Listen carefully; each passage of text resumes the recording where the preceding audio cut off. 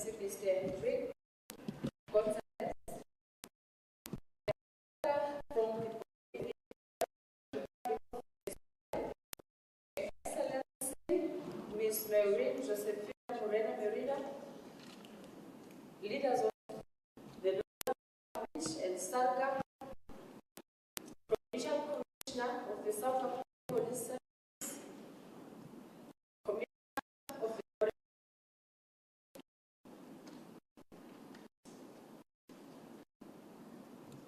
our banking institutions, members that we might have here, leaders of government entities, the Germany Global African Herbal Solutions, Dr. Bo, the Secretary of the Legislature, and management, business leaders, present society organizations, members of the faith-based organizations, media executives, and media houses present, and those the stage present, those who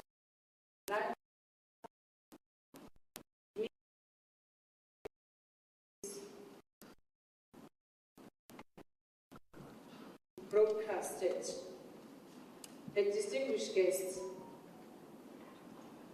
I welcome you all to the sitting of the Free State Legislature this afternoon. Honorable members, let me take this opportunity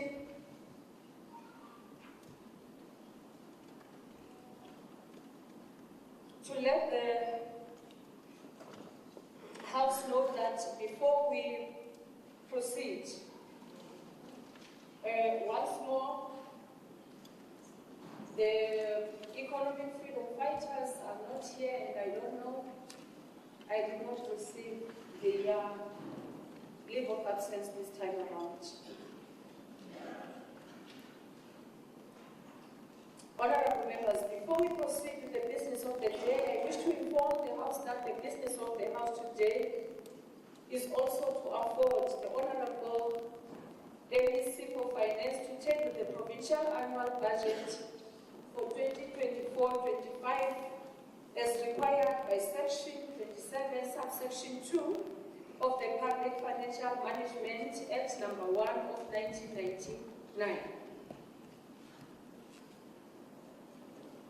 On our orders, honorable members, we are going to have the reply by the Honorable Premier to the general debate on the State of the Province address that took place yesterday. Honorable members, without further ado, I will now call upon the Premier to proceed with the reply on the State of the Province address. Honorable Premier.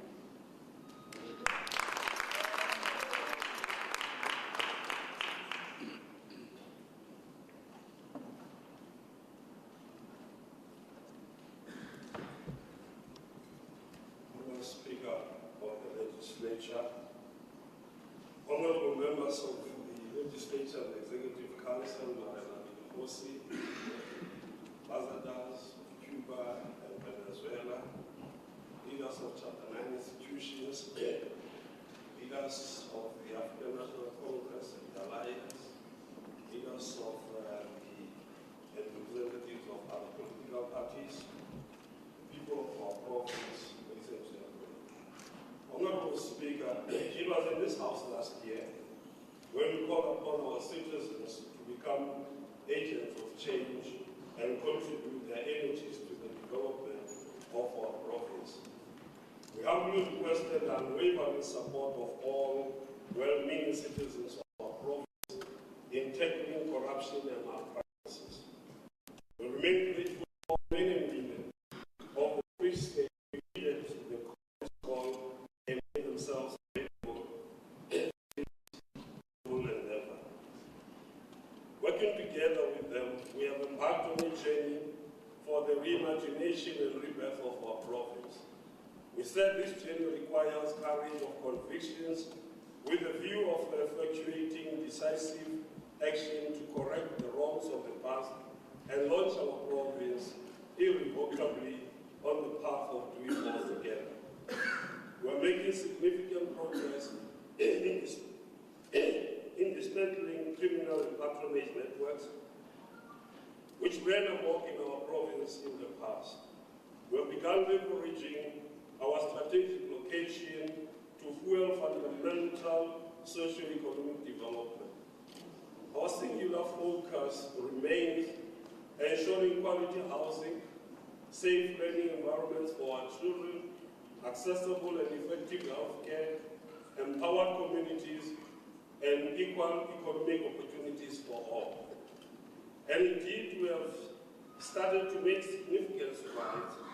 As announced in the SOPA, these interventions will enhance the quality of life of our citizens, will unfold in earnest in areas, among others, like Khalid and others, districts. I stand before you with the greatest humility to respond to matters raised by different political parties represented here. In particular, I'd like to express my deepest gratitude and respect to members of the African National Congress in this House, who I would rightly recognize the strides we have made in the last 8 years to truly change the face of our society from a broken, oppressive, and racially divided one to a non-racial, non-sexist, and democratic society that recognizes injustices of the past in our hitherto fractured society. As I stated during my inauguration, this responsibility comes with a profound sense of commitment to serve the people with integrity, respect, and unwavering dedication, regardless of their party political affiliation. We are committed to responding to all concerns raised respectfully and honestly at all material times. This response will genuinely address all concerns that our people raise, even if some of the parties represented in this House will seek to perpetuate their survival purely on the basis of negativity, pessimism, and cynicism. We have never failed to acknowledge that our province faces significant challenges, the bulk of which are structural and historic. As can be seen in the legacy of Departmental and colonial special planning, we sought to consign the majority to the periphery of socio-economic life. I have decided today, because I know that the speaker that the honorable member has listened to a lot, and I've decided to also ensure that I bring some material to help you understand where we come from. Because we can't move forward if we don't understand where we come from and understand our history in the best possible way for us to move forward. And understand, yesterday when the members were saying, members of the African National Congress were acting and were actors, it actually reminded me of many things. That as a country, we committed ourselves to building a better society, then building a better society, better for the country. The mistake that we did was not to allow other people to recognize their mistakes and accept their faults and understand that this where we are did not start in 1994. It started in many, many years. And Common Party, in its property in South Africa, past and present, and in page from page 49 to page 53, characterizes this clearly when he wrote. He was dealing with the cause of poverty. And he says, in short, policies of the Pan-Fusion government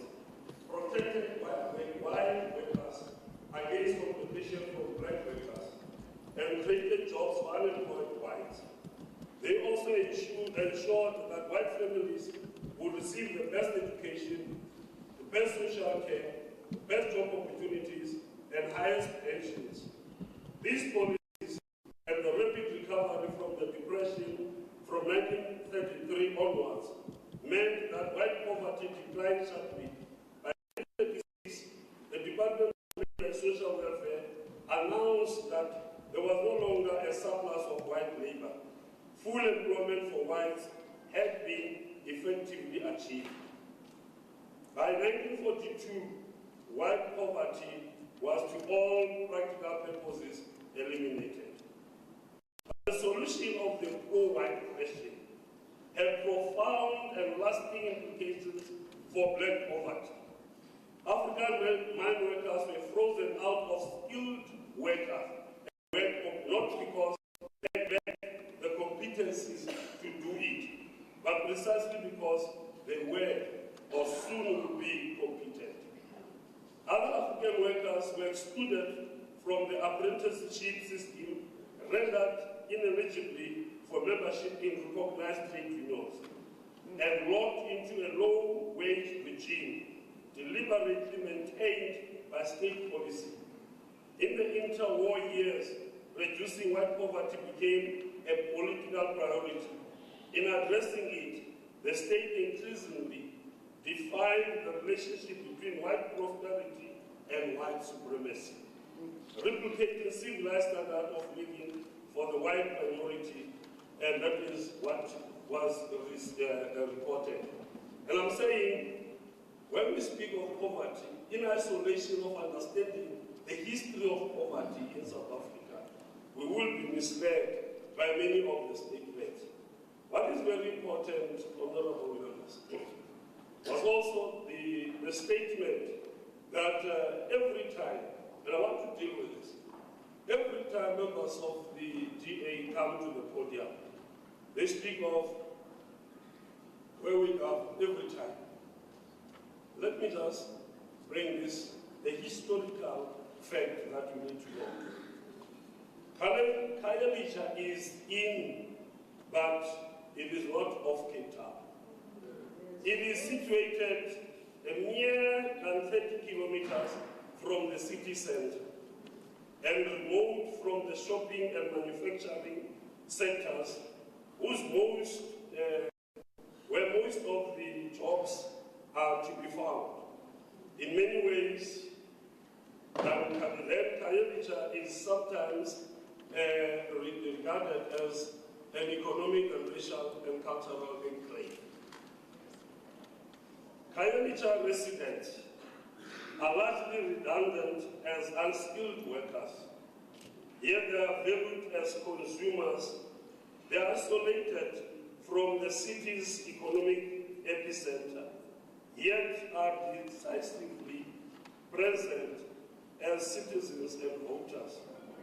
They are constructed through racial discourse of crime and fear as a potential threat to Cape Town's lucrative tourist industry. Yet they are themselves object of tourism.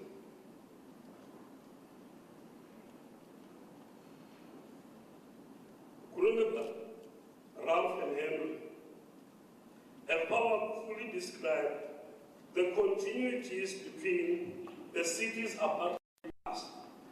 It's not to me, it's one white person saying, and the ways in which its present-day racial geography continues to be reaffirmed and reasserted through the sharing up of economic privilege. Cape Town is a city that continues to be shredded by the complexities of divisions and violence. The violence of the city, of its extreme of wealth and poverty, and the irreconcilable realities that exist inside of these extremes mark everyone each day in ways that are not always clear, conscious or visible. It feels like a city that is ready to burst with the violent force of the irrepressible realness of its history. Mostly everything remains color-coded. according to previous apartheid race categories. I'm raising this because every time we speak about this, you come in and you say we are racist. We want to bring about this.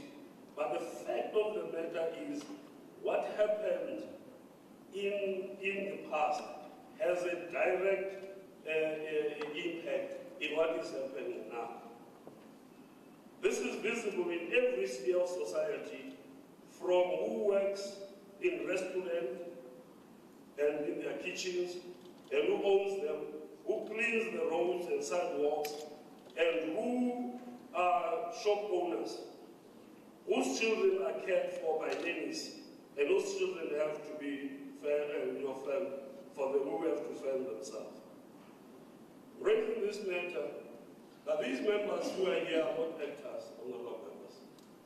They are members who actually understand what poverty is, what inequality means, what injustice is to them. And they have no reason to come here and act as members have been saying. These are members who were born, some of these members were born in townships, most of them. In areas, I was born in Kukwano, 97 Block 1, a dusty township, just a throw away from an ordnance race, which is one of the oldest mining cities. And we did not enjoy anything except to make the life better for ourselves. We have to make sure that we understand that as a people who want to survive, we survive, we are grown-ups. We understand the pain of going to bed hungry. And some of you have no understanding of that. Because in your schools, we were taught that blacks are inferior.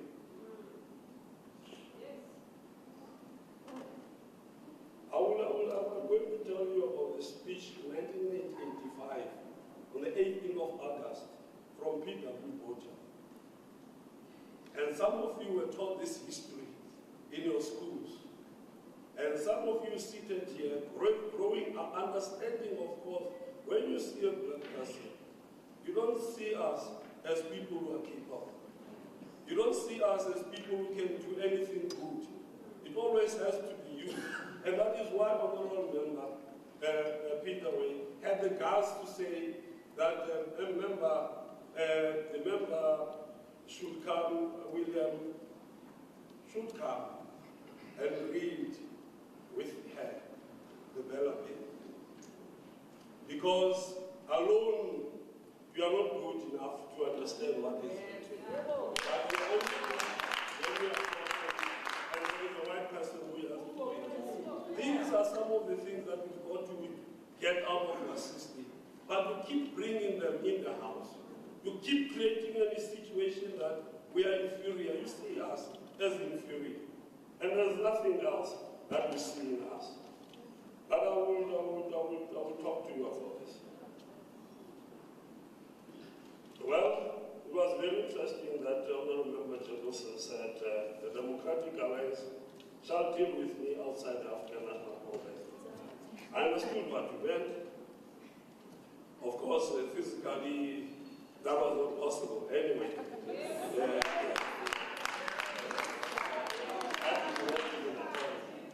But to even think that you would be able to take and separate me from the ANC, outside the ANC, I understand. Whilst Mr. Mahashule deals with me from within the ANC.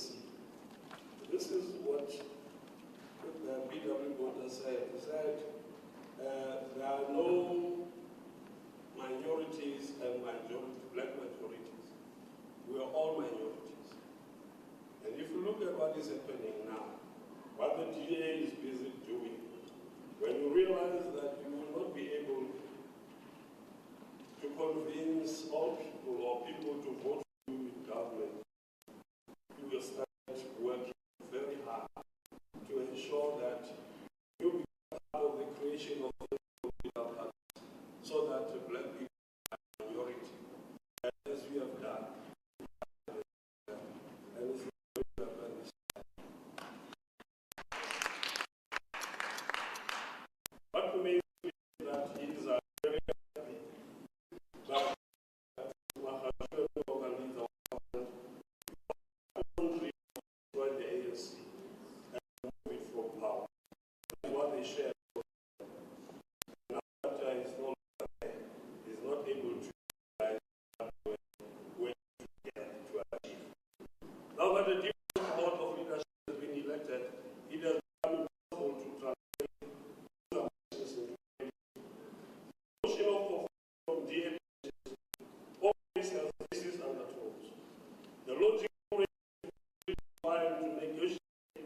leave the black people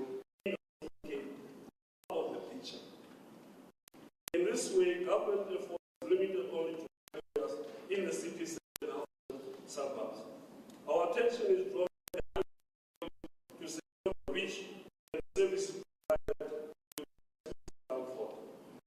This is what the DA is, a white party that caters only to its constituency. All racial and social groups are condemned to be human in the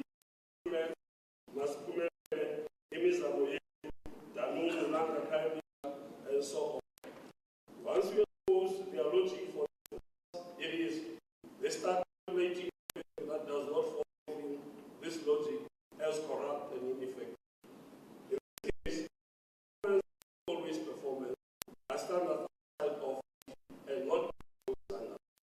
This is because the risk has traveled all over the system.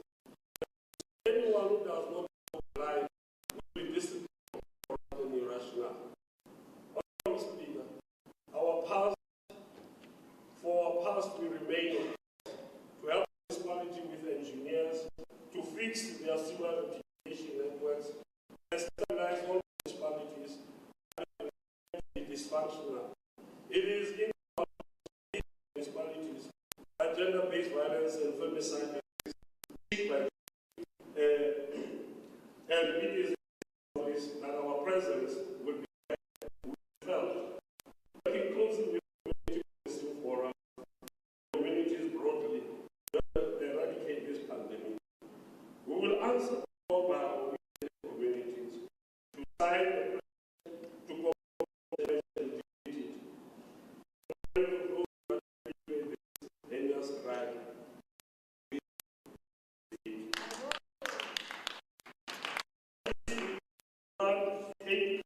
Discrimination face LGBTQI communities.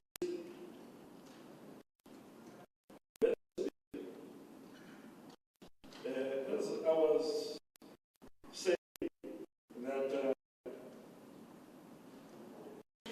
we are facing a serious situation as a people. And as I said, of our brothers here, what you mean. Many understand diminishes, makes people powerless to shape their lives. Poverty to the margins of the society. Many people who are affected by this pandemic have summoned up community and national. They continue to navigate fortune and make homes and find ways of sustaining their families. Having said all this, I just want all of us to understand that the feast day demands all of us to work together. Sure that we do the job. The job is not done until we fulfill the jobs to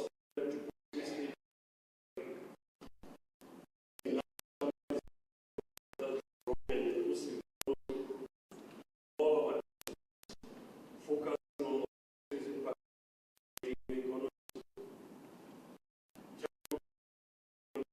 on support by among us, sustenance among communities. That means invest in all people in the Free State, defend the democracy, and hard through participation and capable people are found in every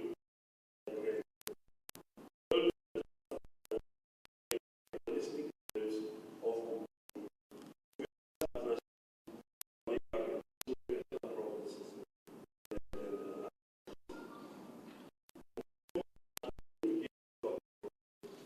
will brave transformation. Governance, government that is not efficient, but also dependent to the needs of its citizens. We are really part of a better future for all. And hence, all this to make an appeal to all governments.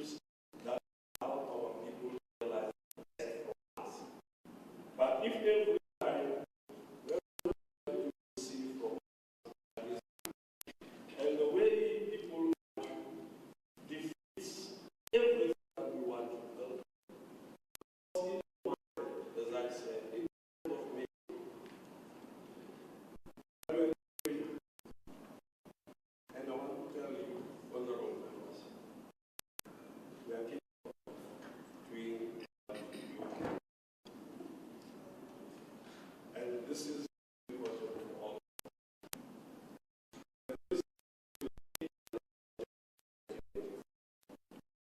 When and arguing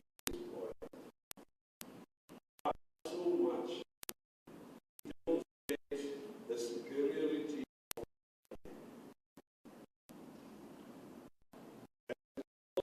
in the was castigating the capacity of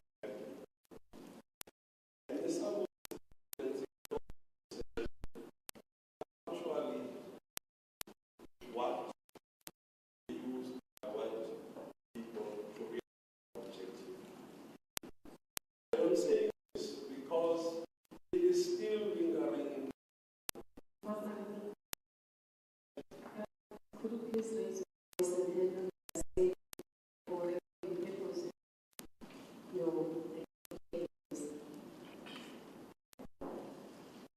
Oh, sorry. I thought it was wonderful. I'm saying all these, Madam Speaker,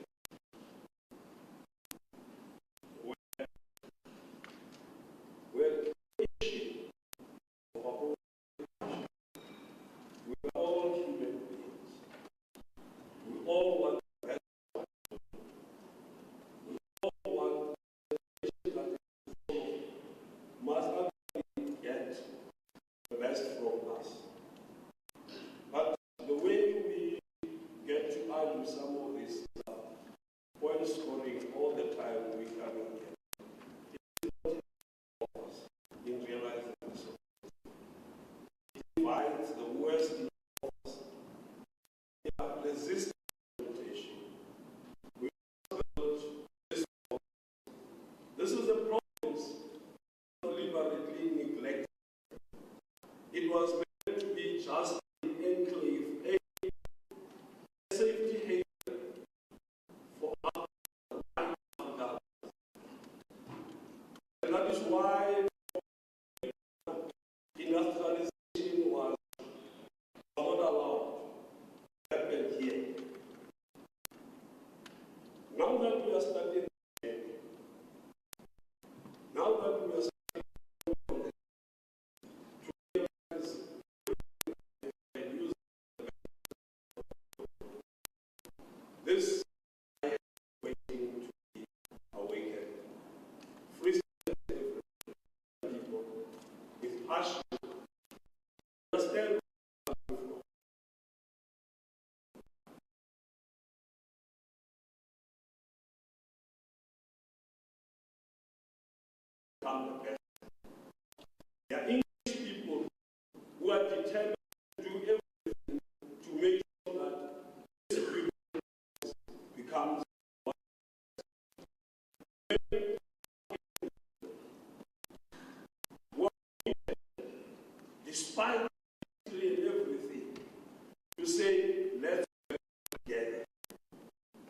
demonstrated that over by the time,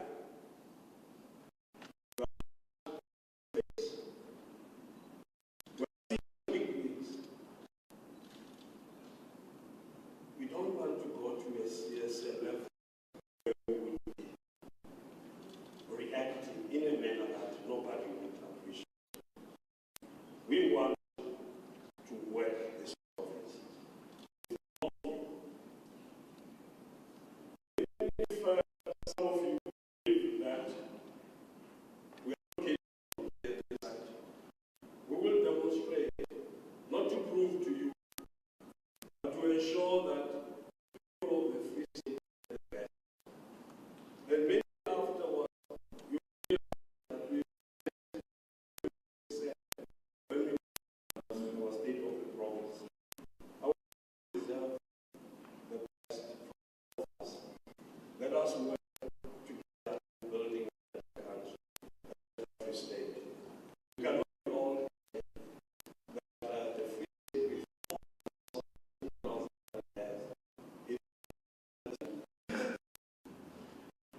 it need to ensure that our people, this is very important resource. They are very important to us.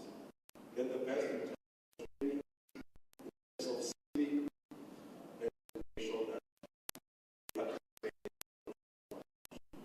and that they do in this house is in this house send these issues where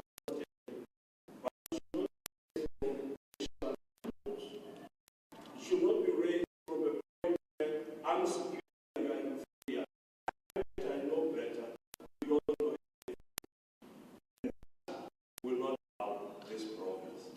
It will not help your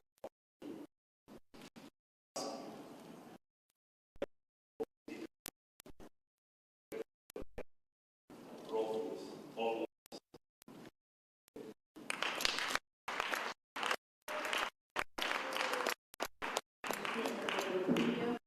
Members, we now move to motions in terms of Rule 187 to 188, the taking of money bills. We proceed. The first motion, the Deputy Secretary shall read motion 1.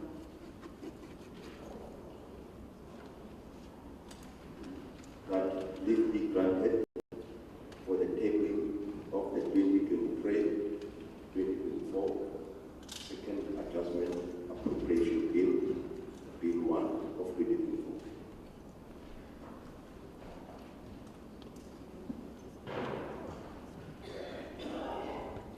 The Honorable MEC for Finance, Ms. Brown.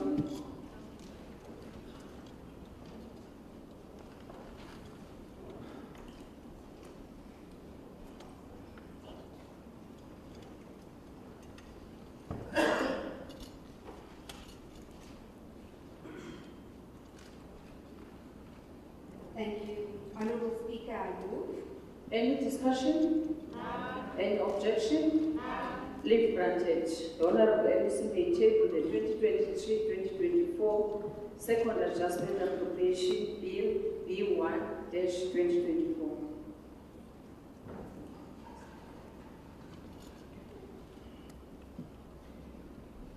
The Deputy Secretary shall read the bill for the first time. 2023-2024 second adjustment appropriation bill, Bill 1 of 2024. The Honorable MEC may present an introductory speech on the bill.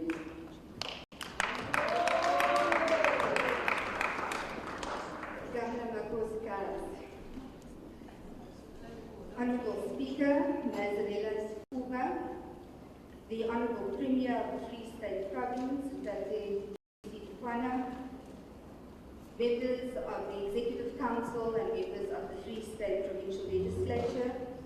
Honorable Speaker, through you, for this adjustment bill, I would like to respect and establish the protocol that the Honorable Speaker set before me, all protocol observed. Honourable Speaker, this is a short presentation, and thank you for the opportunity provided to table the 2023-24 Second Adjustment Appropriation Bill to this Honourable House. This Second Adjustment Bill or budget is occasioned by the following. In terms of the Public Finance Management Act, it allows the MEC, under Section 31, to table an adjustment budget which provides for appropriation of funds that became available to the province, unforeseeable and avoidable expenditure recommended by the Provincial Executive Council, and that's the members of the Executive, in terms of the framework determined by the Minister of Finance, any expenditure for emergency situations as prescribed by Section 25 of the PFMA, money to be appropriated for the expenditure already announced by the Ministry of Finance during the table of an annual budget or an adjustment budget, and then of course the utilisation of savings under a main division within a vote for the defrayment of excess expenditure from another main division in terms of Section 43 of the PFMA. And then lastly, the rollover of unspent funds from the preceding financial year. Honourable Speaker, when we tabled this budget in the 2023-24 adjustment budget, we allocated additional funds to address municipal service budget pressures. We also noted the funds allocated were not sufficient to cover the pressures on municipal services for the current financial year, and therefore the second adjustment mainly caters for additional allocations to municipalities for municipal services. The reprioritisation of funds, Honourable Speaker and Honourable Premier, where we were able to identify an amount of 155.5 to 9 million. When we tabled the first 23-24 budget, we set aside an amount of 100 million as part of an unallocated budget proposed for allocation in the 23-24 second adjustment budget, and that largely was raised by revenue within the province. We propose today, Madam Speaker, that a total amount of 255.5 to 9 million for the second adjustment budget, and that is due to the province exceeding its revenue targets. Congratulations to all those departments who subsequently provided that very, very deep pockets in raising that revenue. With that said, Honourable Speaker, 30.5 million to the provincial legislature for political funding, convening of the 2024 State of the Province address and the State of the Main Budget address. 13.8 million to the Office of the Premier to cater for the coordination of service delivery programs and strengthening government communication. 3 million to the Department of Economic, Small Business Development, Tourism and Environmental Affairs, and that largely is for the successful Provincial Investment Summit that was held, Free State Investment Conference, and for the maintenance of the Malutia Special Economic Zone. 12.5 million to the Department of Health for maintenance of clinics, and inclusion of provision to Readers Park, Tanganani and Butumelo clinics. 1.5 million to social development to support the elderly who are invited for Golden Games in Mpumalanga, as well as their contribution to NGOs within the province. 109 million to public works and infrastructure for the pressures on municipal services. 97 million to community safety, roads and transport for the procurement of yellow fleet, face value documents for the registration authorities, and it must be noted that out of this 97 million, an amount of 57 million is reprioritized internally within the department towards minimizing unwanted and unauthorized pressures. 4 million to the Department of Agriculture and Rural Development for food security programs, and 1.2 million for the Department of Sports, Arts, Culture and Recreation to support the development of professional football in the province. Honourable Speaker, with the exception of culture, agriculture and sports, arts and culture, we have seen that every single department had an increase in allocation during the adjustment process from the initial main appropriation to the adjustment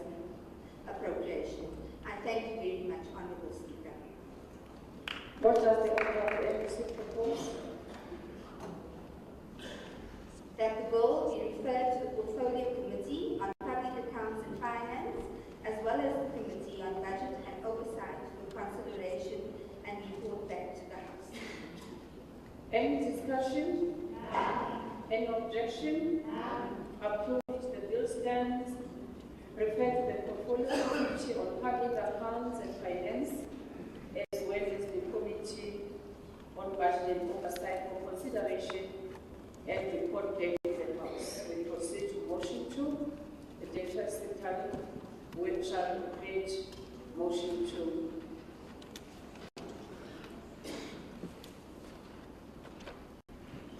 That leave be granted for the tabling of the 2024-2025 appropriation bill B2 of 2024. The Honorable MEC, Ms. Brown.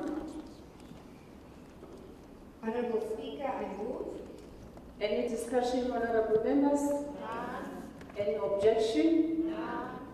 Approved. The Honorable MEC may table the 2024-25 appropriation bill into B2 of 2024.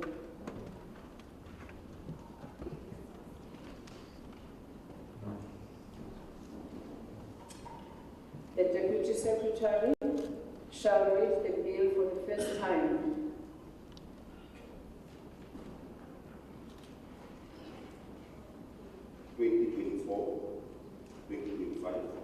Appropriation bill B2 of 2024. The Honorable MEC may now address the House.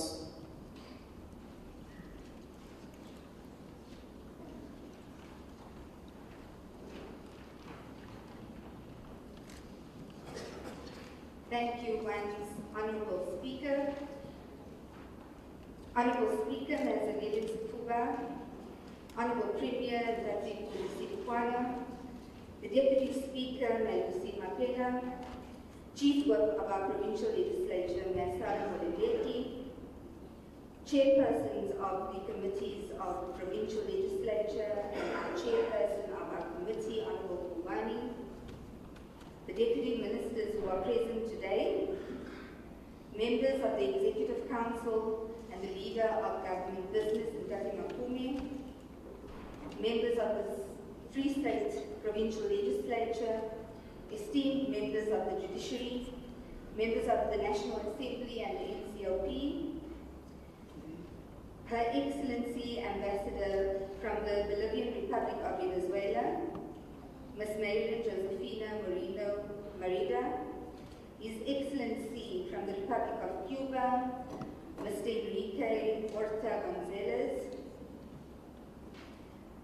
Morena Mokedi, Morena Maloy, Morena Silani, all leaders of the traditional houses and councils, and specifically the Khoisan, provincial commissioners of South African Police Services, the Hawks, and Correctional Services, leaders of Chapter 9 institutions, representatives of AGSA, Mr. Adwa and Mr. Lutando, the South African Reserve Services, Mantosi, leaders of the African National Congress and the Alliance who are present here today, executive mayors, representatives and leadership of SALGA, board members and CEOs of state-owned institutions, as well as board members, chairpersons, and CEOs of the relevant CETAs in the House, the Director General, and all HODs, the German Global African Herbal Solutions, Dr. Marange, heads of respective departments as mentioned, representative of the Wall Street Stock Exchange, Mr. Jamaluddin, CEOs of public and private institutions, municipal managers, leaders of industry, academia, business, banking institutions, civil society. I don't see my kids in the house yet, but they should be shortly, faith-based institutions, and more specifically, the honored students who were part of our budget speech competition, those in the overflow, members of the media, those who are in the House, and of course, all distinguished guests online and in the House. Good afternoon. In the name of God, the most beneficial, the most merciful. Honourable Speaker, this year, 2024, marks the 30th anniversary of our democracy. A reminder of the tense negotiations and years of liberation struggle by leaders, people and individuals who organized themselves in unity to fight for a common cause, for a liberated, free South Africa, which changed the history of our country.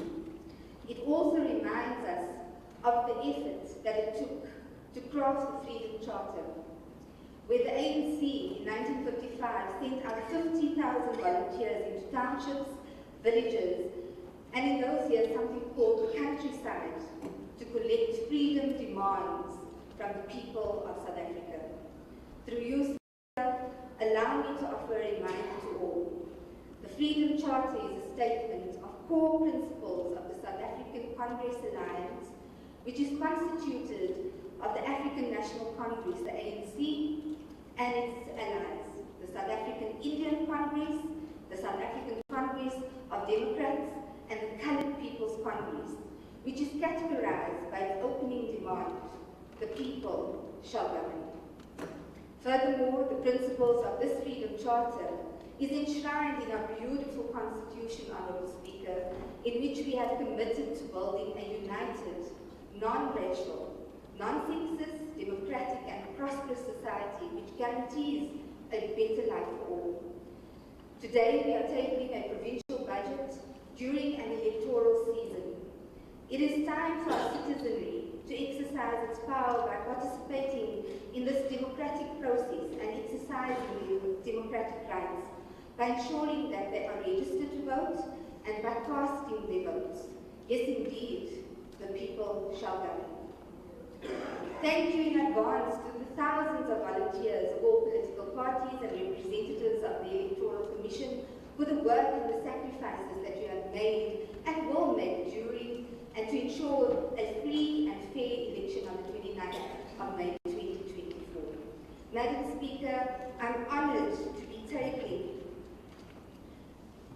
the following documents before this august House today: the 2024-25 Appropriation Bill, the 24-25 Estimate of Provincial Revenue and Expenditure, the 24-25 People's Guide to the Budget, it's in your packs and online, the 24 Provincial Economic Review Outlook, which is also online, and the 24 Municipal Economic Outlook, which is also online.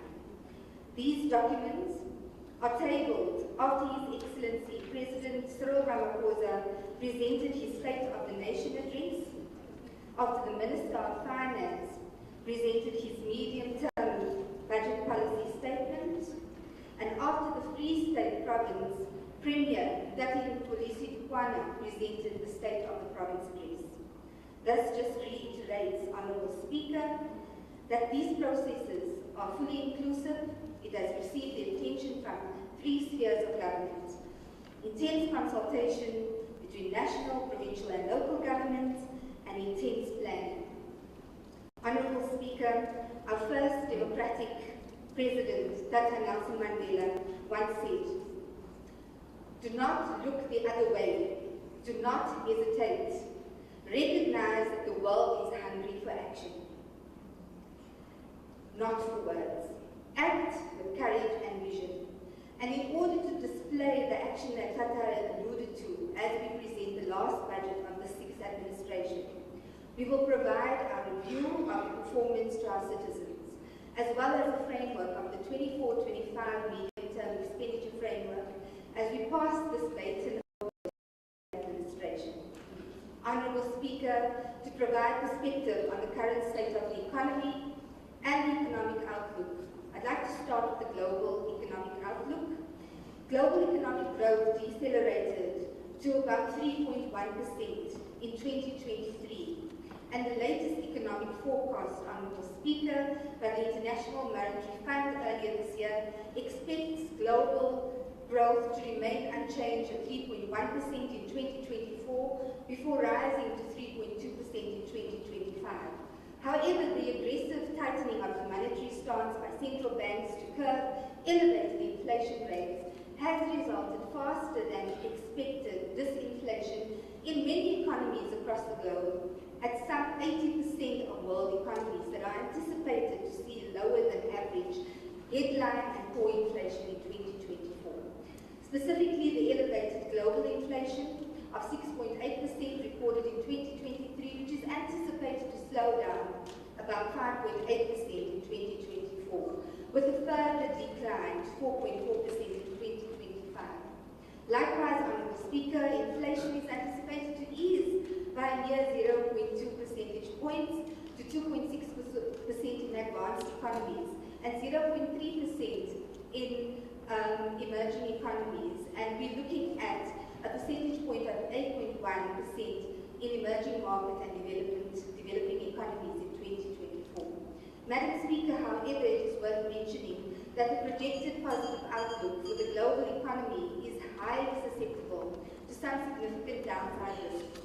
Among others, rising geopolitical tensions that threaten our regional integration, example, the ongoing Russia and Ukraine war, the Israel-Palestine war, increased global trade fragmentation exacerbated by the imposition of around 3,000 trade restriction measures across countries in 2023, and a continued deceleration in China's economic growth fueled by the real estate and property crisis.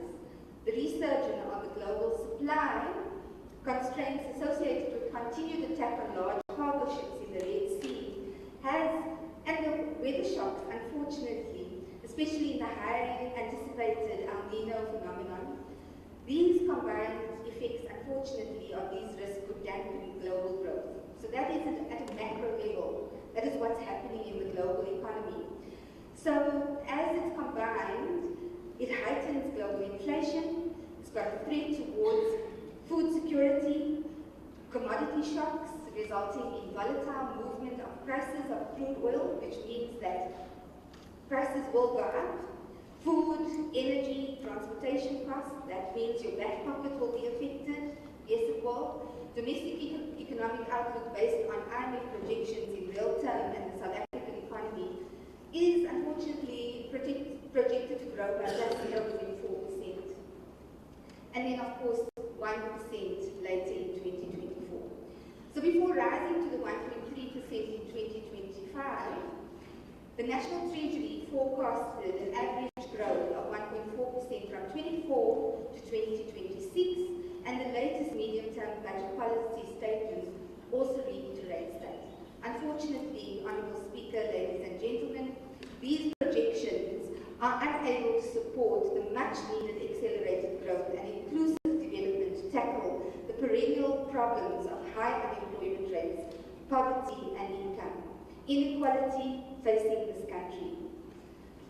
Akin to global disinflation trajectory, the recent Consumer Price Index, your CPI, published by Stats South Africa, reveals that headline inflation to 6% in 2023, and the South African Reserve Bank expects headline inflation to slow down by 5.0% in 2024 and 4.6% in 2025. So this inflation expectation behind the Monetary Policy Committee's rationale for interest rate hikes reprieve leaves the repo rate at 8.25% and a prime lending rate 11.7%. Ladies and gentlemen, it's time to fix your interest rates or have a discussion with your bank. In the short and medium term, the economic outlook for South Africa could be worsened by some structural and endogenous constraints in the domestic economy, which includes the consistent electricity supply shortages, and His Excellency the President raised key reforms in that space. His Excellency the Premier raised provincial reforms in that space. So whilst we're dealing with electricity supply, we could shave off 3% to 0.3% to 0.5% of our domestic growth. Domestic supply and logistic constraints due to deteriorating rail and infrastructure, road networks, rising fiscal risks includes lower than expected revenue growth, the public wage bill that is growing, high gross government debt and high servicing costs, and hence conversations with Transnet, hence a Free State Investment Conference, and hence a reigniting and re-engineering strategy for this province so that we could mitigate these unfortunate external risks that we are seeing in our country and in our province. So whilst we see a weaker rand exchange rate, low business confidence to attract foreign investors, stifled employment opportunities, and eroded household income, the province is saying this, ladies and gentlemen, Honourable Speaker, Honourable Premier. The Free State province still faces the battle of high unemployment rates, high poverty rates, inequality. The recent fourth quarter labour force data shows a decline in the provincial official unemployment rate, which was positive in the last quarter, from 38.5% to 37% in the last quarter of 2023. Although reflecting a decrease of a percentage point, Madam Speaker, which is a positive attribute to this province, but in real terms, the sustainability and growth within those percentage points has to come by both the private sector and the public sector. And as we project growth of the Free State economy, we will rely on performance of sectors such as community services, finance, agriculture, as well as mining, trade, manufacturing, and these are all expected to contribute sectoral growth of nearly 29.6%, 19.5%, 12.9%, and 9.8% respectively. On the other hand, transport and agriculture sectors forecasted, Honourable Speaker, to contribute growth of about 6.8% and 6% respectively. And of course, in terms of provincial growth, while the electricity sector is anticipated to produce a year growth of 2%, we are hopeful. Speaker, given the provincial economic outlook, the labour market performance, and what has become important to vigorously pursue remedial policy actions that support job creation, socio-economic and economic reforms, we would like to outline what does this really mean to the Free State province. And we'd like to break that down to you shortly. So, Honourable Speaker, as we are doing that, what does this really mean for Nkhonne Mapi, who is living in Lindley, or Tata Moketi, who is living in Brent? Well, I'd like to begin by welcoming the Minister of Finance and his introduction of innovative reforms on the gold and foreign exchange contingency reserve account. The Minister was able to raise reserves of 150 billion rand. And let me explain what that means to the province. 150 billion rand is an amount equivalent to the value of our equitable share over the next 3 years. That's how much the province is getting over the next 3 years. That's what the Minister raised. But if you really want to look at the movement of goods and services, it's equivalent to half of the Free State's GDP. Given the known economic challenges that the world is facing, Honourable Speaker, and that what is happening geopolitically, the effect results in South Africa experiencing a growing budget deficit, which means that if we had to borrow more from our traditional lenders like the IMF, we would increase debt service costs, and it would mean that these funds allocated to the province would be less because we'd have to service those debt servicing costs, and your kids and our grandkids would still be servicing that debt. So less funds would be injected into development, social infrastructure and socio-economic imperatives, and the protection of these budgets, which the Minister has done so tirelessly, specifically in health, education, social protection, safety and security, remains a core priority not only for this province but for the country. A pro-poor budget. So the introduction of the gold and foreign exchange contingency reserve account and the adjustment bill, together with the proposed structural reforms and other initiatives, will move us closer to stabilization of our debt to GDP and our budget deficit. It should, however, be coupled with hard work that lies ahead. And that hard work lying ahead is to fund and invest in growth and igniting the economy. So, whilst thank you, is going to do that. Thank you, MEC. Speaker, let us reflect on what we've done in the sixth administration.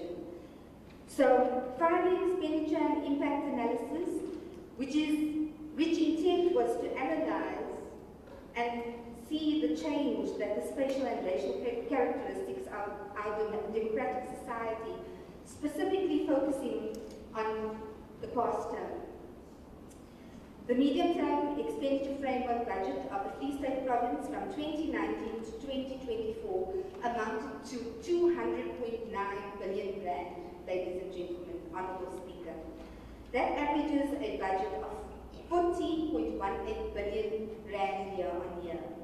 And our conditional grants, that is part of the 200 billion, over the 5 years amounted to 43 billion and on average 8.6 billion year on year. Conditional grants comes with certain conditions that deals with the pro-poor policy requirement that the Minister of Finance sets together with sector departments at a cabinet level.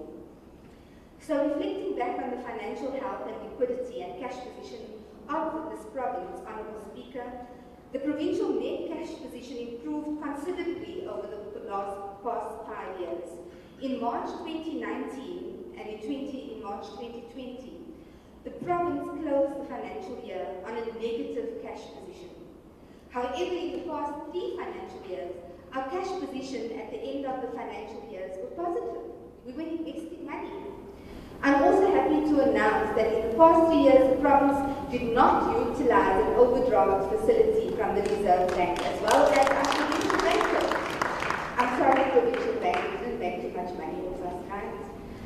So, whilst we did not use an overdraft, we further built reserves within our province, and with that intent, we were able to mitigate the challenges of climate change, disasters and emergencies to proactively attend to some of our socio-economic responsibilities for the province. Let us also reflect on the last speech and the last 5 speeches on job creation initiatives and economic drivers. We'll focus start with employment. We'll start to focus with employment, Honourable Speaker. South Africa continues to grapple with high unemployment rates. The national government's relentless efforts to implement growth, enhancing economic reforms, envisioned in the presidency's Operation Vulindlela initiatives, as well as the continued funding of the likes of EPWP and the Presidential Employment Initiative, amongst others, they are making gradual inroads. But we have to work towards more strengthened and permanent positions and job creation. So whilst we're doing that, Honourable Speaker, and Honourable Premier, with the budget that we received as a province between 2019 and 1920 to 23 and 24, we created 282,907 work opportunities against a 5-year target of 260 work opportunities to EPWP. Yes, we have exceeded our targets, ladies and gentlemen, and we will continue as we hand this baton over to the 7th administration. This leadership is still prioritizing work opportunities within this province. So we'd like to see a steady downward trajectory towards unemployment, which, as was stated, recorded from 38.5 to 37% in the last 2 quarters. But Honourable Speaker, how do we intend to do that? And let's start with primary sectors. Mining and agriculture is foundational to the majority of the economic activity and the secondary and tertiary sectors, meaning that our primary sector provides a foundation for more growth in the secondary and tertiary sectors of our economy. And this means that as we're looking towards focusing on the primary sector, industrialization, manufacturing and beneficiation has to happen. So allow me to quote something from Lochner Marie from the Urban Forum, who writes, and I quote, "Mine downscaling is a common international phenomenon, and de-industrialization related to mining that occurred in the global north between the 1960s and the 1990s, which has been a focus in numerous studies." So this investment in mining just did not happen in the Free State, ladies and gentlemen, and I'd like us to repeat that. This investment in mining happened all around the world. So during the 6th administration, we we have to find ways of alternative investment. And that alternative investment in industries such as the discovery of the gas pipeline in Machaweng and others, the diversification of Harmony Gold to copper, the stone aggregate that we're seeing in the Tabutsutsanyana district, the salt that we're seeing in Vietnam and south to Mangaung, the development of SMMEs that we are working and concentrating on, and formalizing small businesses, including those Zamazamas, bringing them to book, getting them formalized, and investment in rural economies. Since 2019, the province has invested an amount of 4.041 billion in agriculture. Honourable Speaker, a major investment which sustains this province as the #1 producer in the country for the following commodities: maize, beef, slaughtering, soya beans, sunflower, potato, groundnuts, and others. And this comes from an abstract from agriculture statistics and industry data. Note that my discussion is well researched, Honourable Speaker. On water and sanitation, thank you very much. On water and sanitation, since 2019, between national, provincial, and local government, the province spent 4.8 billion. I'm delighted to announce that the number of households that had access to sanitation in 2019 increased from 82.3% to 87.4%. Yes, please give us a round of applause. We have experienced an upward improvement regarding access to piped water, an increase from 91.9% to 94.1%. Maofi. However, the quality of water needs to be worked on, Honourable Speaker.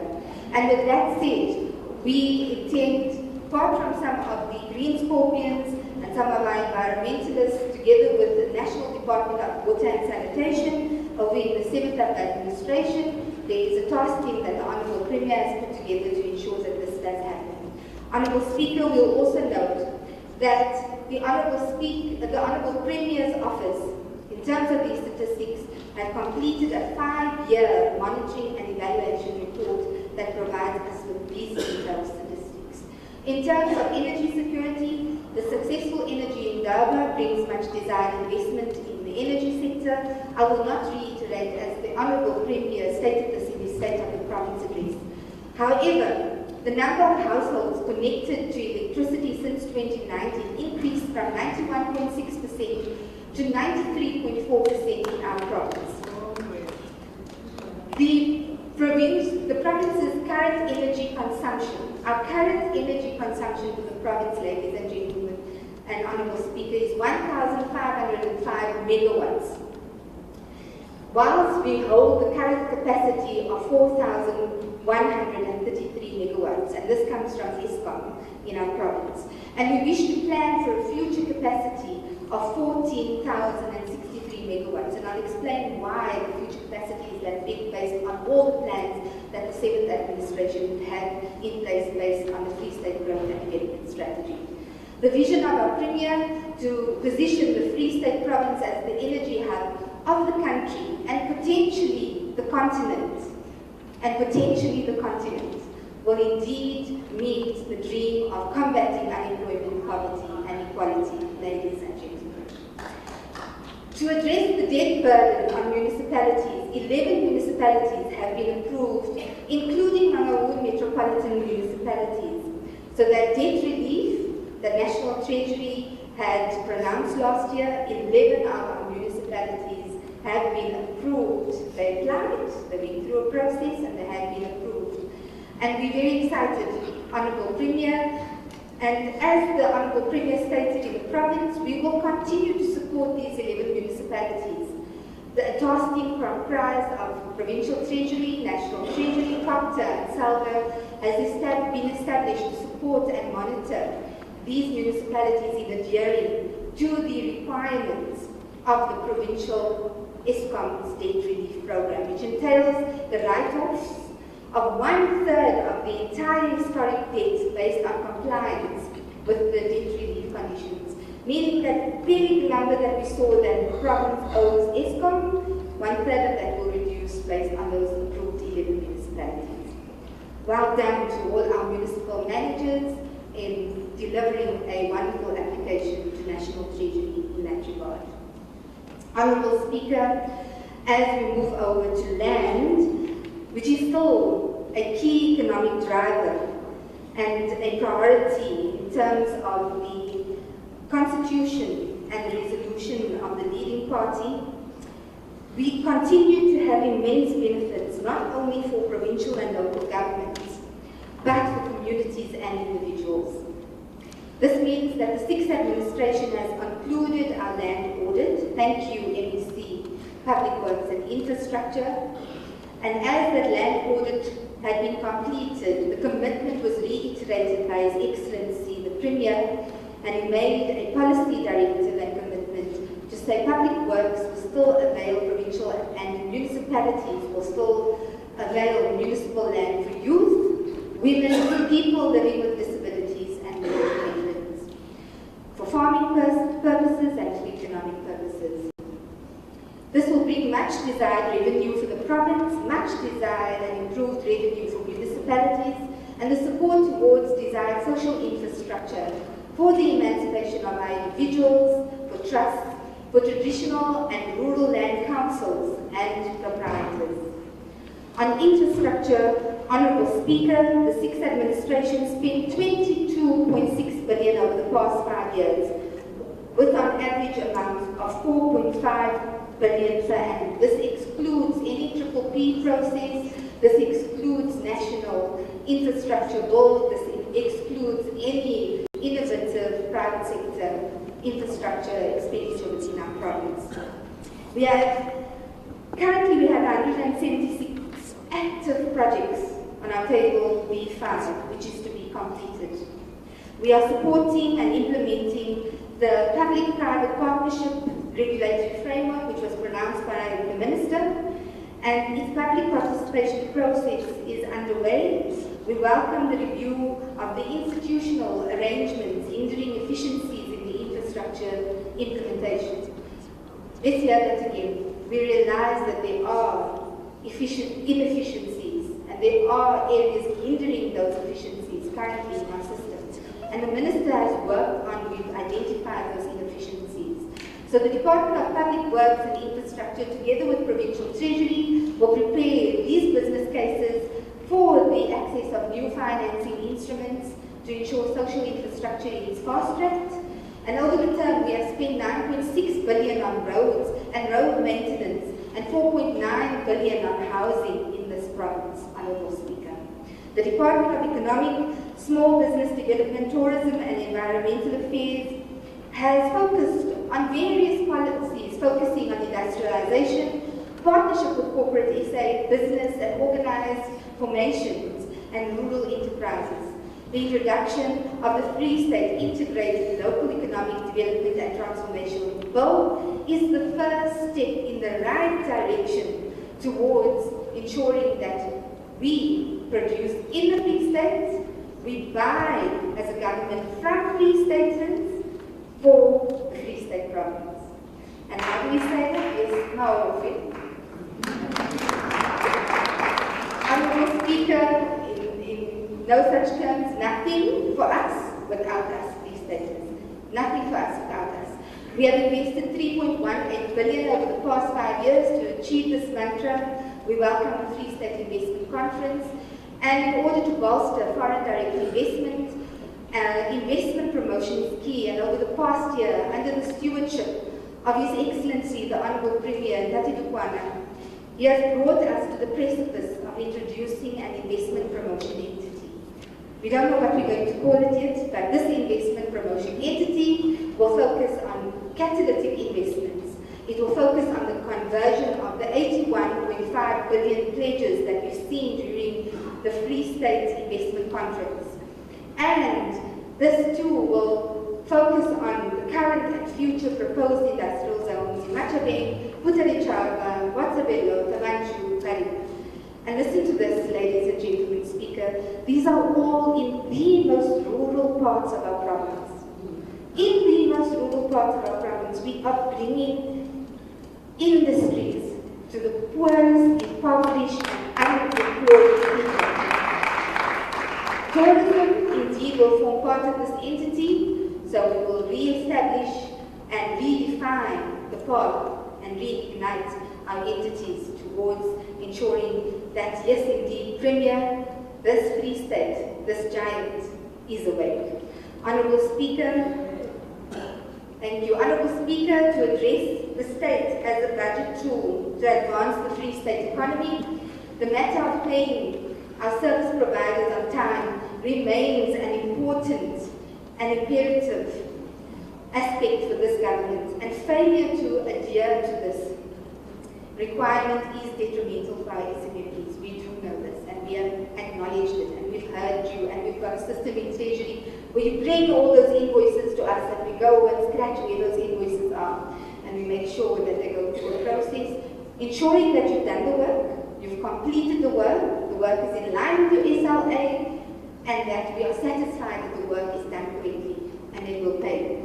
So ensure your compliance processes are in place, honourable Free Staters of this province. I'm happy to indicate that the number of invoices older than 30 days declined from 61,497. Yes, we used to hold 61,497 invoices with a value of 4.834 billion. In 2019-2020, it's reduced, specifically in the medical side, it's reduced to 41,325. Thank you, Department of Health has substantially reduced this by 2,000 invoices every quarter. So we have embarked on roadshows across the province to provide ongoing support and a platform for suppliers to register their challenges, register where they are late or non-payments, and where departments are not paying invoices.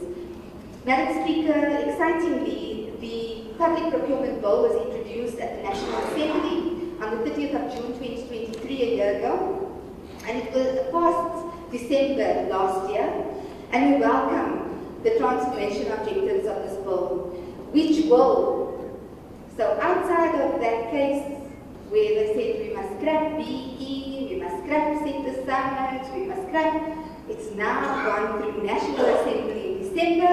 We welcome the transformation objectives of the bill. Thank you, Minister. Thank you, National Assembly. Thank you, our MPs. We would like to say that this bill provides transformation measures through set-asides, pre-qualification, and advancement of persons disadvantaged by unfair discrimination, meaning the legislative effort to provide access to persons, including SMEs, small enterprises owned by black people, women, specifically black women, youth, specifically black youth, and of course people living with disabilities, enterprises within a particular geographical area. That means rural enterprises, that means the informal economy that we can bring into the mainstream of our economy using the state for procurement. And in particular, Honourable Speaker, this enforcement of the transformation through the triple BEE, which is broad-based economic empowerment legal status. Not just ownership and control, but skills development, preferential procurement, people who work within the organization, all gets counted to ensure that your status is at a higher level.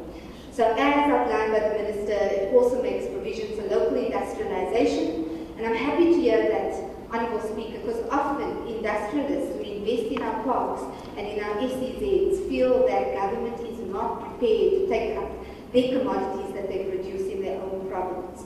And this allows a framework for us to then procure directly from those who are investing in our SEZs and producing and manufacturing in our SEZs. Well done, Economic Development Cluster, well done. Thank you very, very much.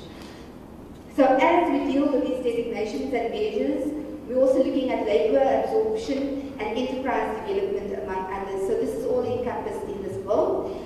And the province is committed to meeting the legislative supply chain prescripts for fair, equitable, transparent markets. So with that, all that said, no irregularities, ladies and gentlemen, municipal managers, HODs, CFOs. This allows us for a framework that allows for us to procure within legislative prescripts. So lastly, this brings us to a review on governance.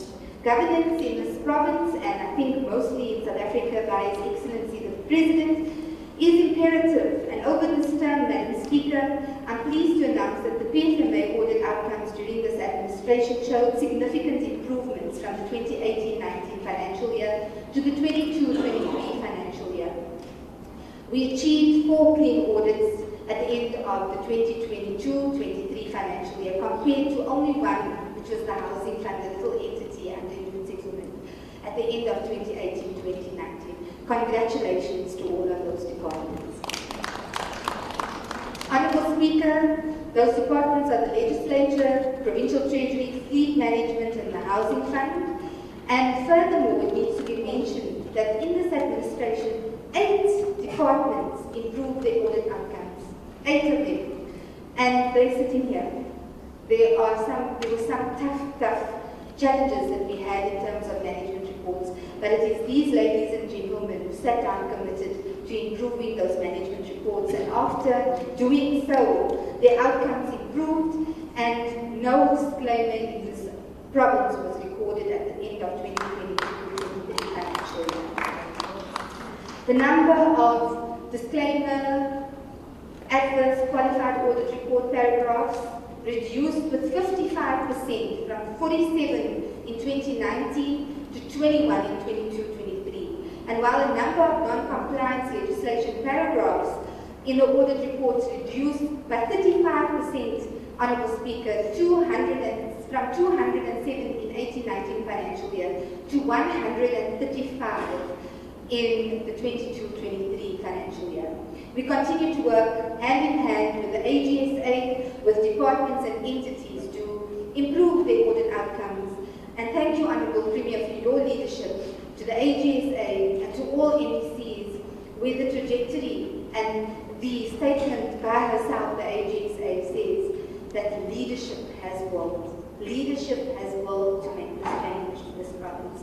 So, as we have made progress regarding the strengthening of good governance and sound financial management practices in the provincial sphere of government, we have to do much in our local government.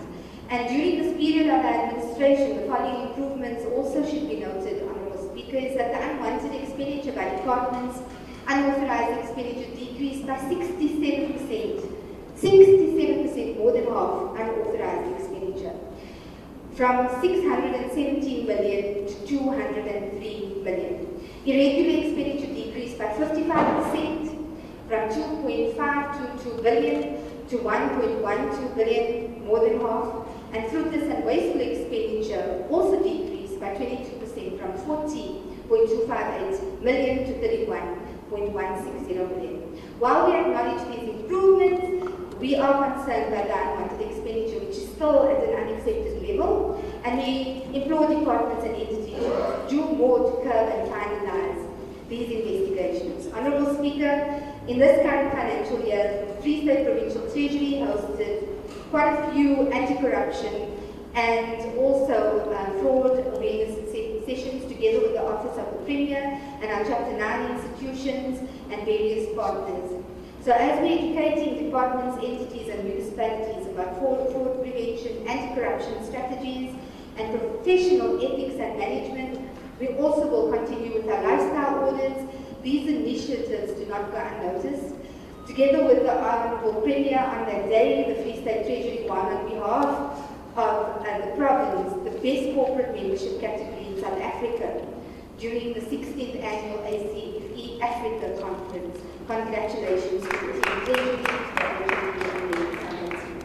The criteria was based on support and consistency of the department to host these anti-fraud awareness week seminars, and more than 10 years the tangible implementation of these strategies applied by the department and municipalities and public entities to curb fraud and corruption in our province.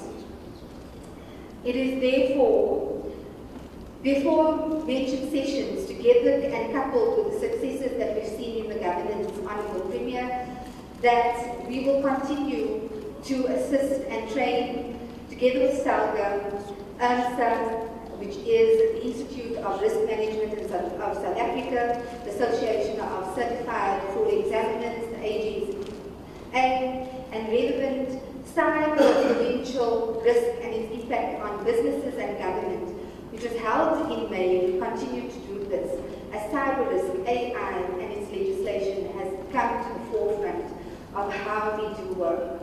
The province's commitment to working with the lady commissioners, the SIU, the WARCs, SABC, we are steadfast, Honourable Premier, as per your leadership. We are steadfast as we support these investigations that are underway. Corruption remains one of the biggest areas of leakage in our fiscus, both at a provincial level and both at the private sector and at the public sector.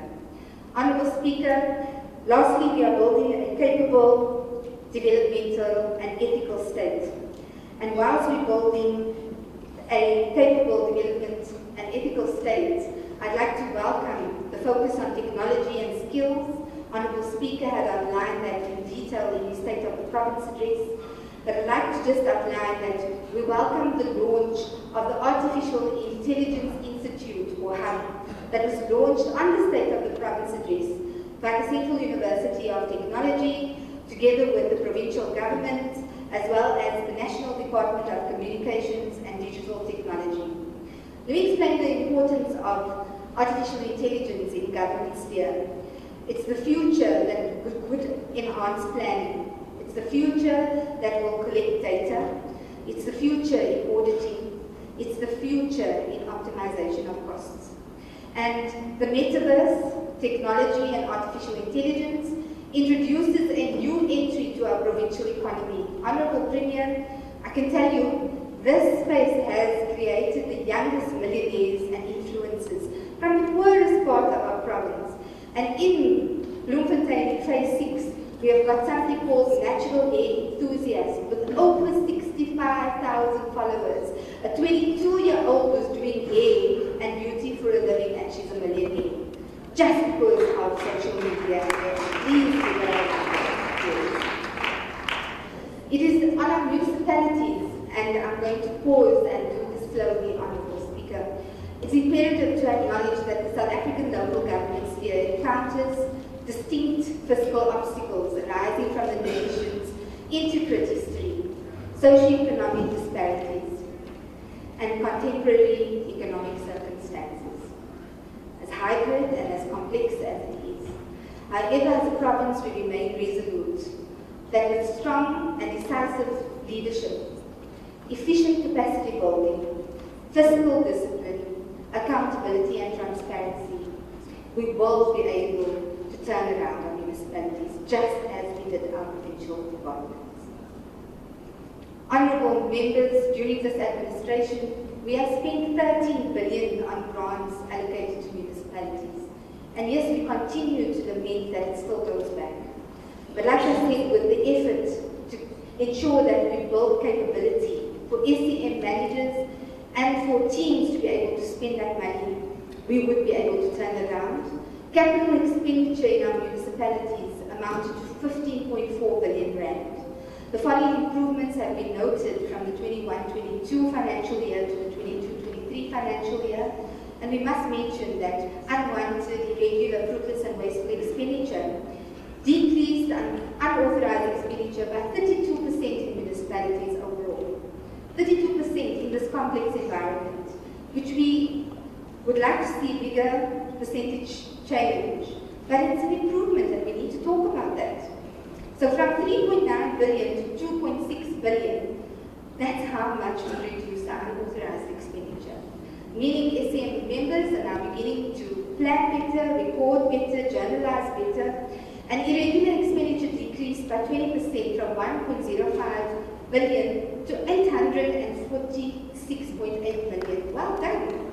Irregular expenditure. That means that they were able to go through proper tender process. They were able to ensure that the processes went through specifications, adjudications, evaluations.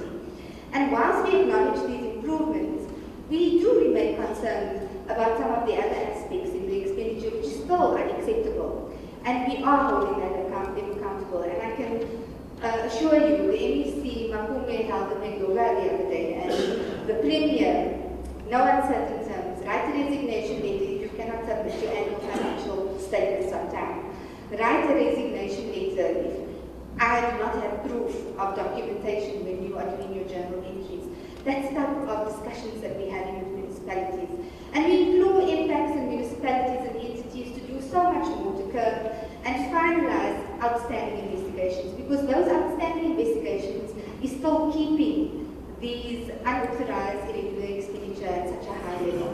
So we are pleased to announce that our province has advanced in the submission of our financial statements after we all had to stand at the AGSA. I brought Mr. Odwa, Honorable Speaker, a cup of coffee that day as we were waiting for the bell to ring like Wall Street, ding dong, as they were submitting the financial statements. But we have improved the submission of financial statements on time. 87% of our municipalities submitted annual financial statements on time, relative to only 57% in the previous financial years. So thank you to those who are committed and those who will remain committed as they complete their term in the local government sphere. The South African Auditor General observed a noteworthy enhancement in the annual financial statement submissions, and in the most recent municipal cycle, Kopanong local municipality and Tokoloko municipalities have advanced to qualified audit opinions from disclaimers. Congratulations. There were 3 years outstanding annual financial statements for those municipalities. They have submitted and they have advanced to qualified. Much needs to be done, but we are going in the right direction.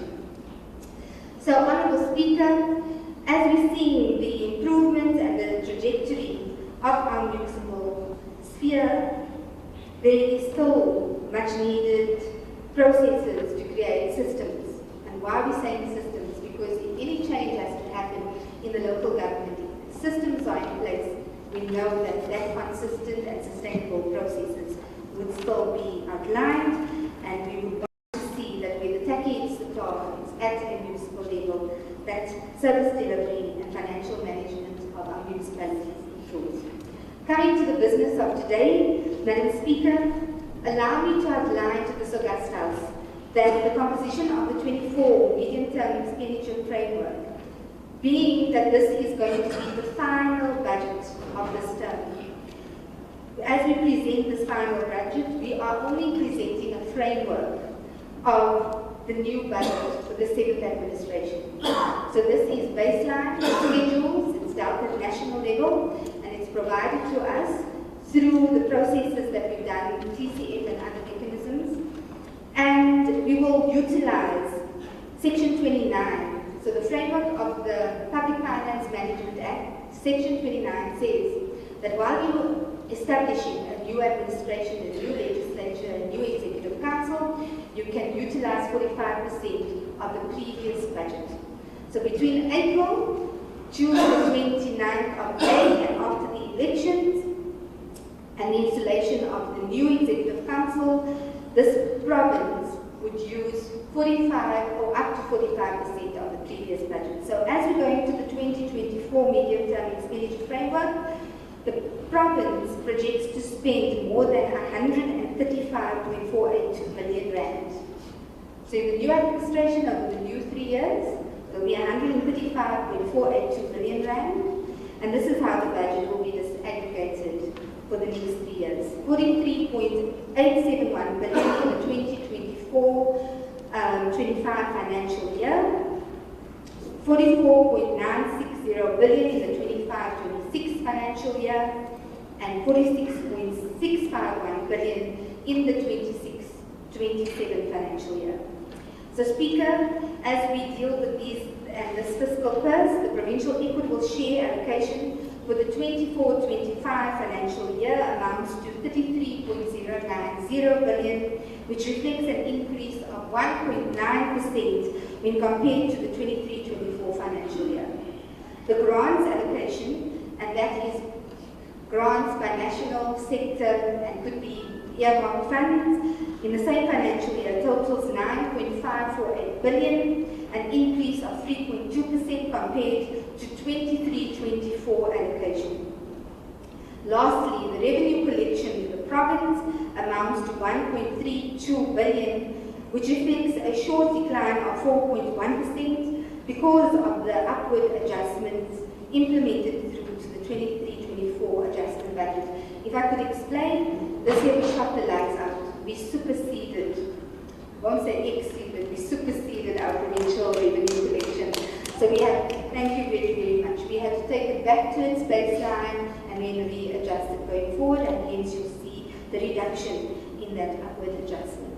Madam Speaker, earlier on I alluded to the additional funding provided by National Treasury for carry-through effect of salary increases, and that then would be as follows.